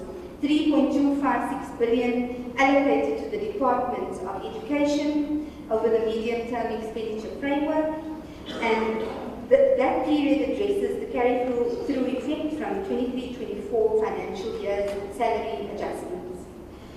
We also, Madam Speaker, that equals 1.040 billion and 1.083 billion in the 25-26 and 1.134 billion in 26-27 financial year. 1.893 billion allocated to the Department of Health over the medium-term expenditure framework, a total of 604 million in the 24-25 financial year, 629.760 million and 658.968 million allocated respectively on the outer financial years. So those three departments never have to worry about reduction of any of their funding towards salaries, nor do they have to worry about some of the challenges that we may experience given the challenges that we see in the global economy on issues of cost containment initiatives. On conditional grants, Honourable Premier, the medium-term expenditure framework ahead is provided and allocated with 27.936 billion rand through conditional grants. These allocations are meant to address two key issues. One, to implement national priorities, and two, to augment provinces in implementation of their own sector priorities. So, Madam Speaker, in the 24-25 financial year, the province is allocated 9.547 billion, while 25-26 and 26-27, the province is allocated 9.158 billion and 9.229 billion respectively. Honourable Speaker, allow me then to advise that conditional grant allocations per department, health is allocated a total of 3.975 billion, which caters for, amongst others, infrastructure delivery, HIV and AIDS programs, the national health, NHI is national health insurance, yes, national health insurance, and the training of health personnel. So we've been able to appoint new nurses, new doctors. We were able to appoint new staff in clinics, and we are now going to find mechanisms to ensure that they are well trained. Education is allocated 1.764 billion to implement the programs associated to infrastructure delivery, school nutrition, special needs schools, and early childhood development. Agriculture and rural development will receive 262.969 million to provide comprehensive support to farmers and cater for poverty relief and infrastructure challenges. Honourable Speaker, the allocation to community safety, roads and transport totals an amount of 2.314 billion and caters for provincial road maintenance as well as payments of subsidy for public bus transport. Human settlement is allocated 993.046 million for the development of human settlements and upgrading of informal settlement. Sports, arts, culture and recreation will receive an amount of 229.286 million for community library services and sports development across the province.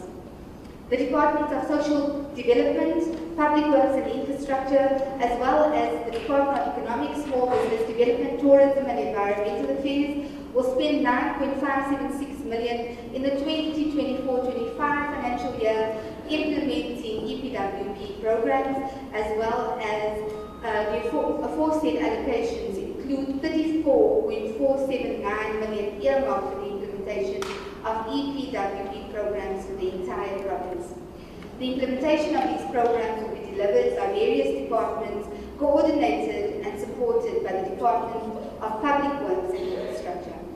If we could pause there for a second, Honourable Speaker, one would ask why EPWP takes us 3 years to build infrastructure. You cannot appoint individuals permanently on a 3-year project.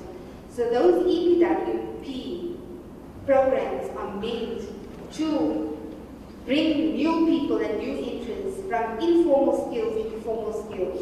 You're bringing individuals who have no idea of contractor development and your CIDB 1 to CIDB 7 and so on and so forth. So this program is not just a mere temporary employment program. It is a program enabling to enhance skills at a practical level from a government perspective, because government cannot employ them. So we're urging public sector and private sector to work together to ensure more permanent initiatives in the employment sphere. Honourable Speaker, on infrastructure. During the 24-25 financial year, the province plans to spend more than 5.15 billion on infrastructure investment. The Department of Community Safety, Roads and Transport gets a bigger share of the 40.3%, followed by education at 20.2% and human settlement at 20%. Community safety, roads and transport, 40% of the entire infrastructure budget. Human settlement, 20%. Education, 20.2%. Health at 14.0%, while the remaining departments share the remainder of the allocation of 5.4%. Honourable Speaker, I'm pleased to announce that in the 24-25 financial year, the province will receive an additional 161.9 million based on performance-based initiative systems managed by National Treasury. If I can explain what this means, departments who superseded their infrastructure and did additional revenue enhancement in investing in infrastructure receives a top-up. So where other provinces have surrendered funds to National Treasury, those surrenders came back to us as the province. So congratulations, well done to the following departments. So this program is aimed at improving effective planning and deriving efficiencies within infrastructure delivery chain. These additional allocations are received by the following departments and are only for implementation of the identified projects, and the Department of Education obtained 87% and qualifies for an incentive allocation of 89 million. Well done, education. The Department of Health scored 81% and qualifies for 72.9 million in addition to what they already allocated.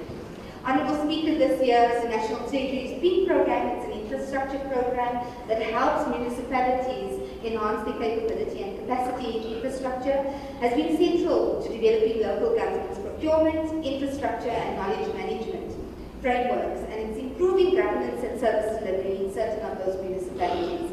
For this, we owe a great deal of gratitude to the Swiss State Secretariat for Economic Affairs and National Treasury.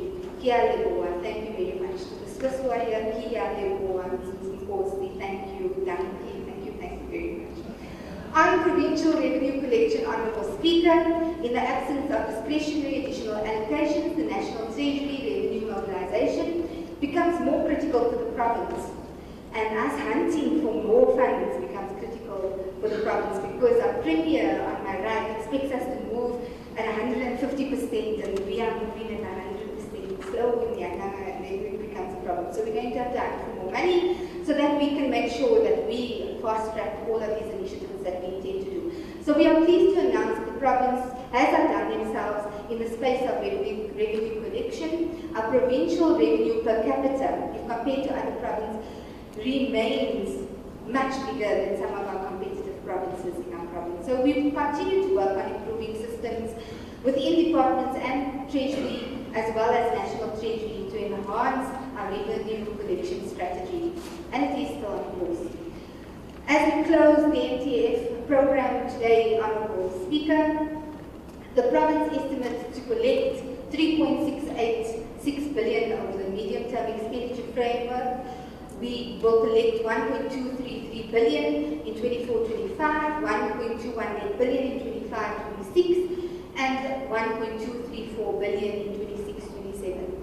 So outside of what National Treasury allocates to us, we've decided, let's be a business, let's call and invest in areas that we can generate more revenue. 1.2 billion per year on average is a big amount.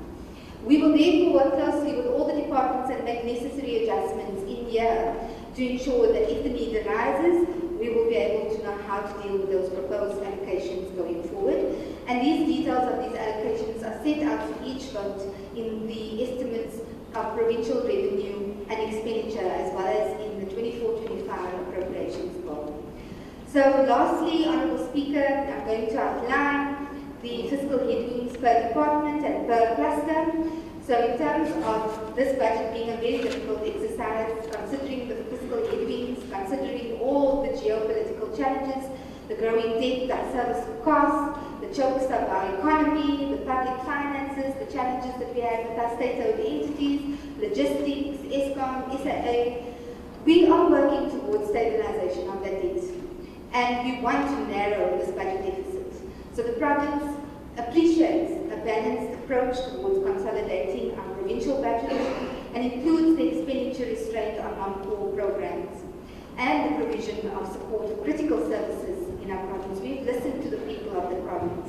Our MECs are on the ground, we listen to what the people want, and we want to make sure that we oppose to reverse the challenges of unemployment, poverty and inequality.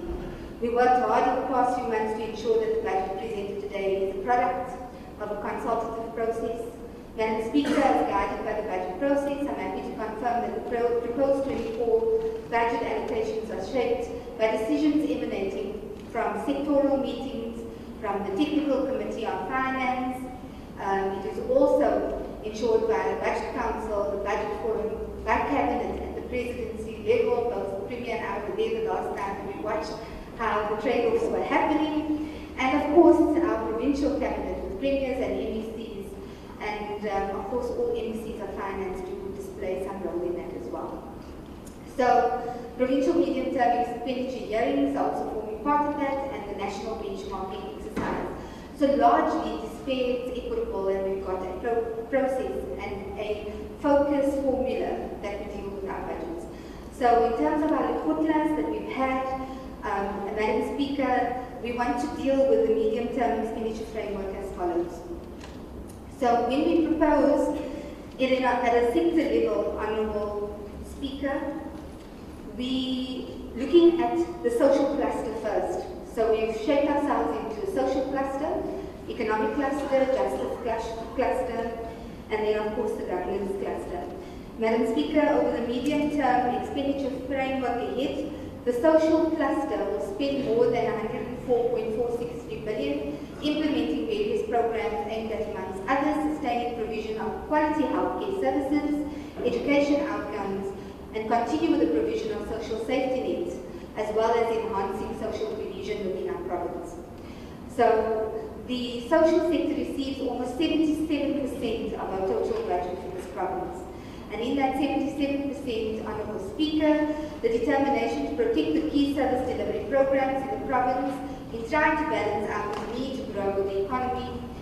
Education, Honourable MEC Moale, thank you to you and your team for the sterling work done over the past 5 years in achieving #1 spot for the province.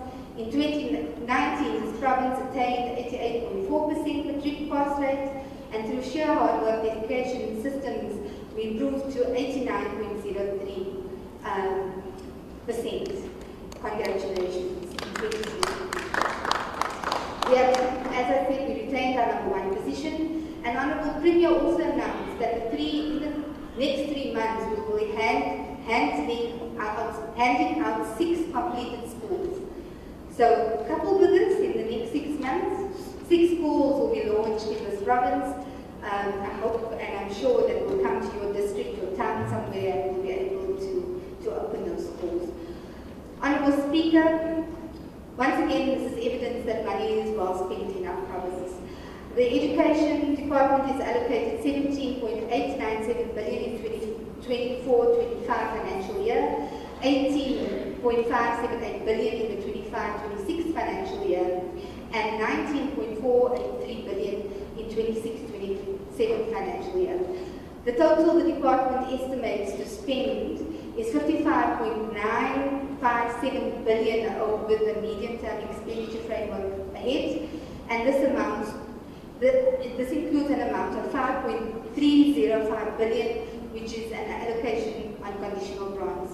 And we also urge the MEC to look at the ecosystem and the eco-chain towards SMME development, that for the Free State, by the Free State initiative, our mantra, that should also happen within how we expend these funds going forward. The Department of Health, Honourable MEC Leto, the constant challenges of lifestyle diseases remain a burden for many health systems. We therefore need to be proactive in dealing with these challenges, and which we are, and we're happy that your department's intervention in this regard will save so many lives. Honourable Speaker, in the 2019-20 year, the department screened more than 664,313 patients for hypertension, and that number increased to 1.5 million in the 2022-23 financial year. Screening for diabetes increased from 97,000 to 1.2 million in the 2022-23 financial year, and the visionary approach of the department in appointing community health workers and ward-based primary health care outreach teams must be applauded in this regard. Congratulations. Honourable Speaker, the department is allocated 13.717 billion in the 24-25 financial year, 14.079 billion in 25-26 financial year, and 14.6665 billion in the 26-27 financial year. So that's 14.665 billion in the 26-27 financial year. The total that the department is estimated to spend is 42.462 billion over the medium-term expenditure framework, and that is quite significant for the Department of Health. Honourable Speaker, on social development, Honourable MEC Mentor, thank you for your contribution towards this department over this period. MEC, the completion of the treatment center in Botshabelo was a great milestone for this department, considering the social challenges encountered by the community. We are also delighted that the department made successful strides with the appointment of social workers, especially those that were funded by provincial government for their studies. So not only did you provide them with bursaries, you invested in them and you reinvested in them in bringing them back into the department and creating employment. Congratulations. Honourable Speaker, the department is allocated 1.305 billion in 24-25, 1.354 billion in 25-26, and 1.412 billion over the 26-27 financial year. Over the MTEP, the department is projected to spend just over 4.71 billion. On sports, arts, culture and recreation, Honourable MEC Mahasa, MEC, we wish the 32 young people that are undergoing training for film and television production great success in obtaining the NQF level 5, and we welcome the 610 creatives that are being recruited for internships within film, tourism and hospitality. Honourable Speaker, the department received a total allocation of 641.789 million, and then 654.4 million as well as 676.7 million over the medium-term expenditure framework. They are projected to spend 1.973 million. On the economic and infrastructure cluster, and I'm about to conclude, Honourable Speaker, in order to fast-track the much-needed delivery of infrastructure in our province, we will expedite the Minister's outline on the complexities of the PPPs and the concessional loans that have been outlined. And I'm happy to announce that over the 24 medium-term expenditure framework, this cluster will spend more than 25.280 billion on economic and social infrastructure projects. In 24-25 financial year, the province will invest in 5.135 billion, and 59% of this budget will be directed towards exiting infrastructure assets, namely maintenance, refurbishment and rehabilitation, as well as upgrades and additions. MEC Manager, we are excited about the savings that your department has made on water and electricity, in government buildings and efficiencies that will bring property management. Your role to bolster job creation and direct impact on GDP is of great importance. So, Honourable Speaker, this department is allocated 2.092 billion in the 24-25 financial year, 2.283 billion in the 25-26 financial year, and 2.374 billion in the 26-27 financial year. Over the medium term, this department will expend 4.204 billion, and for the expanded, it will include the expanded public work program. Community safety, roads and transport. Honourable MEC Letoa Matai, we are seeing, MEC, that this department is our largest revenue generator for the province. Congratulations on the strides that you've made on the decline of road fatalities by 27.4% this year. Your department receives an amount of 3.606 billion. Yes, you may give a round of applause. 3.606 billion in 24-25 financial year, 3.291 billion in 25-26 financial year, and 3.214 billion in the 26-27 financial year. In total, this department is estimated to spend 10.112 billion of the medium-term expenditure framework. Honourable Speaker, we're including the conditional grants, namely the provincial road maintenance grant, public transport operation grant, as well as other grants that are allocated to this department subsequently. On agriculture and rural development, MEC Mukwena, well done, MEC, on the introduction of the funding towards the apple farming and beneficiation program and project, as well as the continued position, as alluded to earlier, as the number one producer in various commodities. This department will receive 829.092 million over the 24-25 financial year, 879.287 million in the 25-26 financial year, and 915,606 million in 26-27 financial year. Over the medium term, 2.624 billion will be spent in this department. Honourable MEC Makumi, allow me to congratulate your department for bringing dignity to our people through provision of houses. Stats SA tells us that in 2019, when the administration took office, 80.6% of households lived in informal dwellings. And, in 2019, when this administration of office took place, 80.6% of households lived in formal dwellings and 17.9% lived in informal dwellings. Today, we have 84.9% that are living in formal dwellings and 13.4% households living in informal dwellings. We have improved the lives of our people, and this budget will further strengthen that, Honourable MEC. So the Department of Human Settlements will receive an allocation of 1.268 billion in the 24-25 financial year, 1.276 billion in the 25-26 financial year, and 1.190 billion in the 26-27 financial year. The allocation mainly emanates from conditional grants, and thus over the period, the department aims to spend 3.735 billion. It also includes conditional grants, which allocated 77% of its medium-term allocation. Destia, Honourable Meko, once again, congratulations on the investment conference. You have made so many changes to the ordinary lives of individuals who have now started businesses, to the number of SMMEs that you have supported, and those who are employing individuals into their businesses.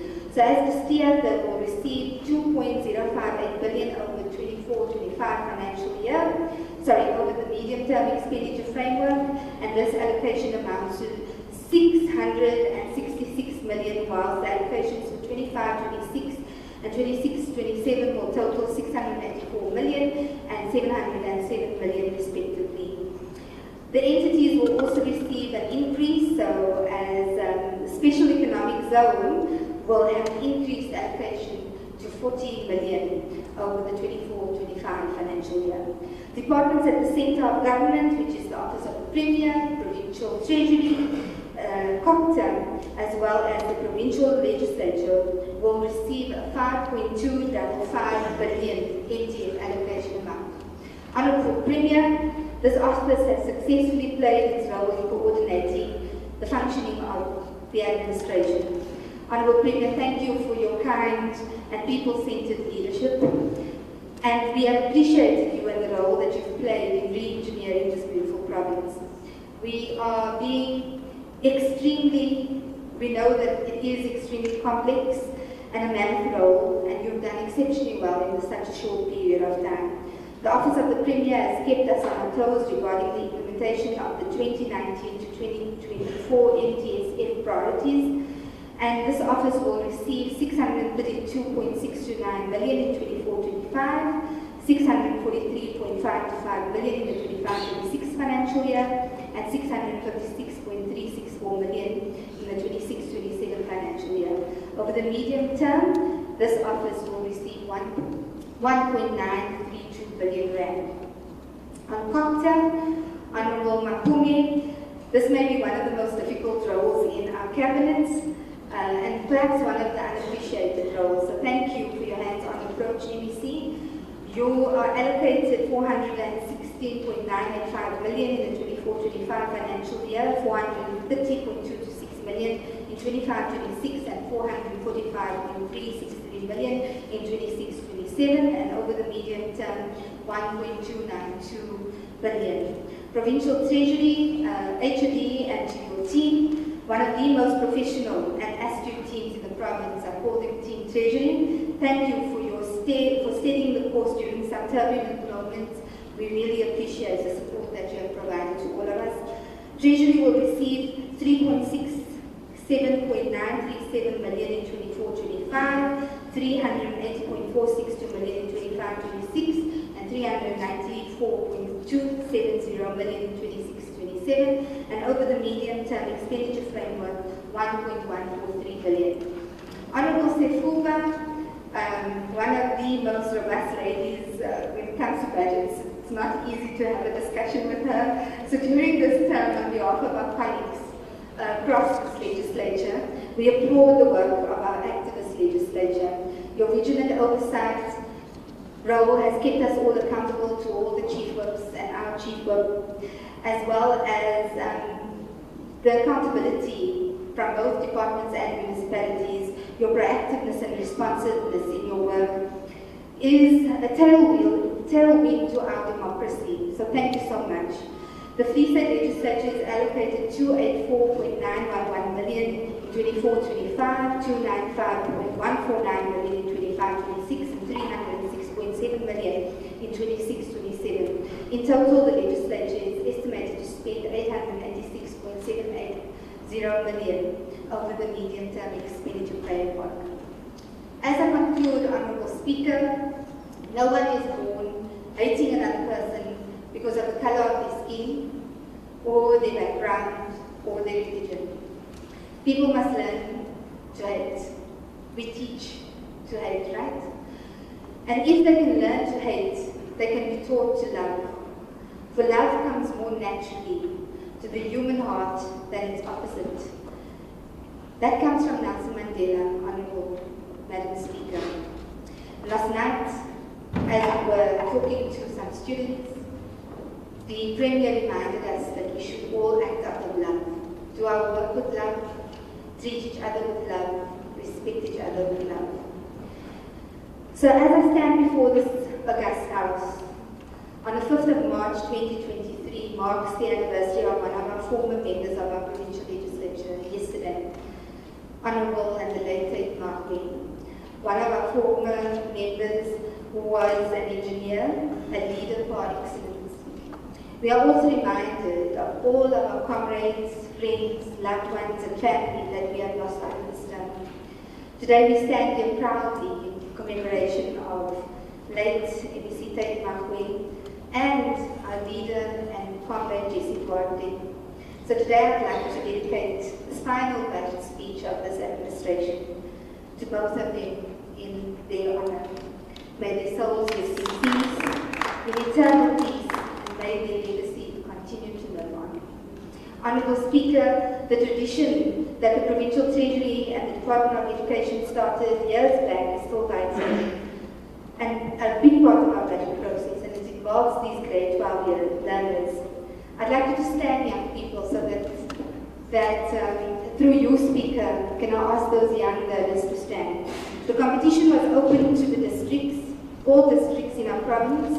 A total of 20 learners were adjudicated to second round, and 13 schools participated participated, but these were the top 5 learners that went through a gruesome interview process. Please give them a round of applause. And I'd like to call in Ms. Vanessa Hossein from Maranang Secondary School in Futsaniana. Yes, you may give a hand of applause. Lisa Kola from State MEC School in Mangaung. Ms. Serami from Canadela Secondary School in the Gadija District. Mr. Rowan Mpumelelo from St. Bernard High School in Mangaung. And Mr. Neo Abrams from Canadela Secondary School in Gadija District. Honorable Premier and Honorable Speaker, these are incredible young minds. But let me tell you something else. Old Mutual, Honorable Premier and I, and a few members of the team, last night we asked them a question. So I'm going to call it confounded or flummoxed. But I think those words are too small to describe how amazed I am at these young people. I asked them to explain the impact of the Minister's Finance introduction of reforms on the gold and foreign exchange. I can tell you the response in that evening. They did it right there. You know what they told us? They told us that they gave us a solution-based answer. They was informed. They provided us with annotations of its impact towards increasing businesses and young businesses and SMEs within our province. And if the money is spent on growth, the reduction of loans as a government, the debt service costs, the management of inflationary pressures, and additional flow of money into our economy. So let me introduce you to the next Premier, the next MECs, the young future leaders of our province. Parents, yes, please give them a round of applause. Parents and educators nurture these kids. Parents and educators nurture these kids. Communities protect them. No teenage pregnancy, no drugs. Please, and ensure that you tell the rest of your friends too. Premier, Old Mutual and I have agreed to donate a company to them each. Premier, we will give them a company each. Yes, they are already thinking of company ideas, and if they are not eligible to be a director of that company now, we'll transfer it into the name while the Guardian will look after that company for them. And Old Mutual will open business accounts, FIDA will give them business plans, and we will make sure that they are mentored through bursaries and other mechanisms so that their businesses can grow. Congratulations. Premier, thank you for your guidance towards education and your deep passion for ensuring that we deal with the financially guided and literate through our province. And the greatest glory in living lies not in never falling, but rising in every time before. Nelson Mandela also said so. So, as I conclude, allow me for a moment of gratitude. We give thanks to the Almighty Creator of all mankind, Master of the universe and the day of judgment.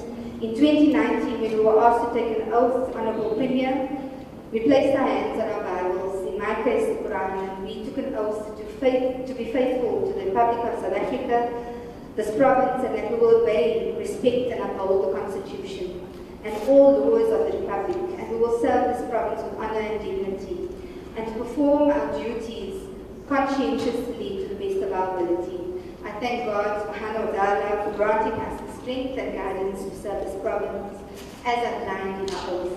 I'm incredibly honored and grateful to the African National Congress. Yes, I'm grateful to the African National Congress for the support and faith that you have had in me. And we are a branch member of the African National Congress and a employee of this beautiful organization that upholds our Constitution with conviction and in its election manifesto. To the Minister and Deputy Minister of Finance, Dr. Masonto, who was to be here this afternoon, the entire team for your guidance after our calls, the robust debate, and mostly our friendship. Honourable Speaker, allow me to thank and appreciate the support of the Premier, members of the Executive Council for their collective leadership, friendship, and special bonds that we've created during our call to duty and action daily to ensure that we improve and tirelessly work towards changing the lives of a Free Stater one at a time. Speaker to you as the leader of this institution, the arm of the state, and the presiding officers, the chairpersons and members of the Public Accounts and Finance Committee for their support, guidance and oversight. I wish to thank the Director General, the Head of Department of Provincial Treasury and all HDs, the political team, the MEC's office. When I don't sleep, they don't sleep either. The senior management and every single individual in Team Treasury. You are my family away from home. Thank you for your unwavering commitment to ensure that Provincial Treasury executes its legislative mandate. And my extreme gratitude goes out to my beloved, dearest family, my closest friends, my support structure at home, and importantly, our gorgeous little boys. I don't know if they hear it, Joaquin and Keon Brown. I'm everything. Everything I am is because of you. Thank you for accepting and loving me unconditionally. You have been my core, a source of strength, and my greatest inspiration daily.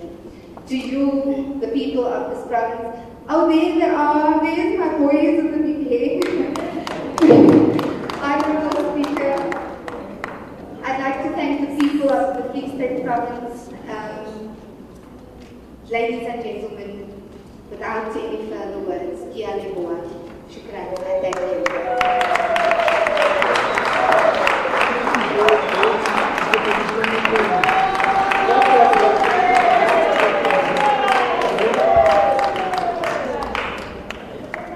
What does the Honorable MEC propose? Honorable Speaker, I propose that the bill be referred to the Portfolio Committee on Public Accounts and Finance, as well as the Budget and Oversight Committee for consideration and report back to the House. Any discussion? None. Any objection? None. Approved. The bill stands to be referred to the Portfolio Committee on Public Accounts as well as Budget and Oversight for consideration and report back to the House. Honorable members, that brings us to the end of the business of the House today. But before we adjourn, Honorable MEC, I'm not a difficult person to deal with when it comes to the budget. But I have the responsibility to ensure that this institution is properly funded. Because this institution is given a responsibility by the institution to conduct oversight, to make sure that there is public participation, and to take this province through the process of lawmaking, which is what we are doing today. And for us to be able to make all of that, we need the resources. As an arm of the state, not as part of the departments. That is why our budget is negotiated differently through the act called Farm Plan. So the people of the Free State, I'm not difficult to the MEC, but I fight to make sure that the institution is properly funded to be able to conduct its business.